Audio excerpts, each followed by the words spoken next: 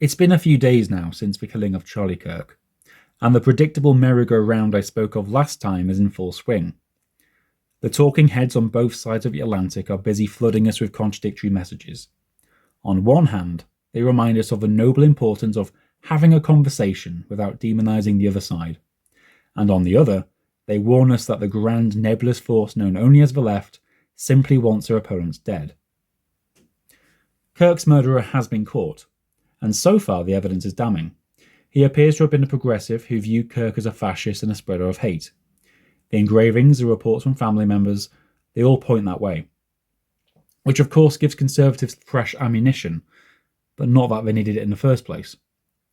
Turning Point UK, founded by Kirk himself, wasted no time.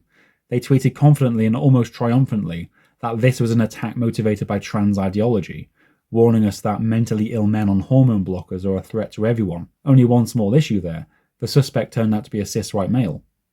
And that's just a drop in the ocean of misplaced blame, but a telling one. As the blame flowed, even the president's reaction joined the chorus against the radical left. We've seen this before. When Senator Melissa Hortman was killed, conservatives wasted no time blaming the nebulous left, even before we knew any of the facts. Later it turned out that her killer was a Trump voter. Not just that, a Trump voter and an evangelical pastor, preaching the very faith that some now claim is the only cure for violence. But that doesn't matter now. That's old news. That's not what people want to hear. What they wanted to hear is that the Democrats want you dead, that socialists want you dead, that trans people want you dead, that black activists want you dead, that anyone who doesn't proudly stand for the anthem wants you dead. And that's a script, and they never deviate. Matt Walsh has tweeted the following: "I cannot unite with the left because they want me dead. They will spit on my grave when I die and laugh in the faces of my wife and children. There can be no unity with such people, but I will unite with anyone on the right. I hereby discard any grudge or personal feud I may have had with anyone on my side. We will pick up those conversations in some time in the future, but now we have to stand together." Of course, anyone on the right would be inclusive of those who are most extreme, those who would even have Walsh's colleague Ben Shapiro expelled from the country simply for his heritage and faith. To people like Walsh, there can be no conversation with those who oppose the right, but now it's time to reach down into its darker depths. Alongside that script, we're being spoon-fed a new, even more bizarre narrative, that Charlie Kirk himself was a moderate conservative who just wanted to have a conversation. You know, the kind of good faith conversation we're all supposedly craving now. A moderate who believed black people were better off under Jim Crow. A moderate who believed importing African slaves was a lesser evil than letting them live in Africa. A moderate who believed even legal immigrants like Omar Fati, who merely objected to white supremacy, are invaders. A moderate who believed homosexual couples shouldn't be allowed to adopt. A moderate who believed transgender identity was an abomination. A moderate who told a gay conservative not to introduce himself by his homosexuality because, quote, "that's not who you are." Quite the moderate we're dealing with, isn't it? It's fascinating because the media is perfectly comfortable identifying Trump as a hardline populist and well outside the Overton window. And yet Kirk, who walked in lockstep with Trump on nearly every issue, criticising him only when he attacks further right-wing figures like DeSantis or when Trump grants amnesty for undocumented immigrants, is now painted somehow as a moderate. Why? Well, it's simple. If Kirk is a moderate, then there's no rationalisation whatsoever for his murder. If Kirk is a moderate, then no conversation about right-wing contributions to polarisation, about the state of right-wing rhetoric, about the consequences of right-wing behaviour can be had. It can't even begin. The responsibility must be placed squarely and exclusively on the doorstep of the left. And not only that, painting Kirk as a moderate conveniently transforms anyone who disagreed with him into a radical. Those who oppose his positions aren't simply critics now, they're extremists. And that, of course, is the point. That's what Trump's been doing all along. His death is no longer the tragic loss of a speaker and a family man or a person. It's now, as these things always become, a rhetorical weapon aimed at silencing dissent. Carl Benjamin tweeted just yesterday, "Calling someone a racist or far-right is putting a target on their back." Well, think about that. The mere act of naming racism is apparently equivalent to inciting violence. But what if somebody actually is racist? What if their views actually are far right, even by MAGA's own standards? Is calling a spade now tantamount to an assassination plot? This is the level of dishonesty we're dealing with here. Doublespeak, hypocrisy, gaslighting, it's so blatant you'd laugh if it wasn't so coercive. And it's exactly this inability to have an honest conversation that makes shocking events like Kirk's killing all the more likely. Not justifiable, but likely. It's one thing to fixate on the violence. We can and we should condemn murderers, and I do. But we do need to view it as a symptom of a deep problem.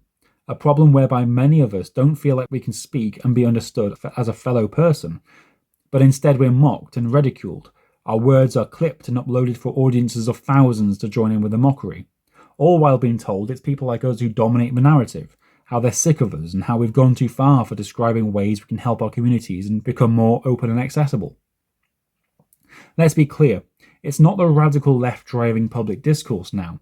There's no radical left version of GB News. It's this brand of conservatism. They control the platforms, they dominate the news cycles, they thrive on incentives that fuel outrage, fear and division. Rage engages, fear keeps us tuned in, hate sells. And the conservative movement has learned that lesson well. This is why you don't see them calm down, they won't reflect, why they won't tell their own followers to take a step back. Because doing so would mean losing their platforms, their sponsors, their livelihoods, their jobs, their carefully cultivated social circles, everything. And even if they did step aside, some other muppet would be there to pick up the mic and continue the narrative. Now, if some on the left, like Destiny, are surprised by this, they're shocked by Trump's response, they're shocked at opportunism of the right. But honestly, no one should be surprised. The insanity is deliberate. These people are not stupid, they know exactly what they're doing, and they do it anyway. So, what do? I admit I've painted a gloomy picture here, but here's the hard truth. The left needs to be reflective too. We need to have a serious conversation about our own reactions, because our anger is real. It is justified, but sometimes it leads us astray. It confuses our messaging, it makes us easy targets for mockery. Sometimes, tragically, it even leads to violence. And no one can be surprised by our anger. Vulnerable people are being targeted. Families are trapped in poverty. Civilians are being slaughtered in Gaza. A European country is being invaded. Minority groups are demonized. Queer and trans identities are politicized. Black culture is shamed. People in these communities, real living people, are being attacked and killed every day. And that's only the very tip top of a gigantic iceberg we've crashed into now. It's the most basic indicator of the rot that festers what is otherwise an open and prosperous society, full of people who just want to get on in life. See, we want to work, we want to explore, we want to create, we want to watch football, play video games and go on vacation and cook impressive meals, all the rest of it. We don't want to be at each other's throats. So the question now is, are we insane or are we right? Because if we are right, then there's a case to be made. And we must build that case, not with rage alone, but with clarity. By noticing, by pointing it out. Notice the problem. Notice the hypocrisy. Notice the lies, the misinformation, the fear-mongering, and notice the solution. Marcus Aurelius reminds us, the best revenge is to not be like our enemies. And he's right. We're not going to get this perfectly. I certainly don't. There's a lot I can do to change about how I talk about politics, and I'm sure that's very true for all of us.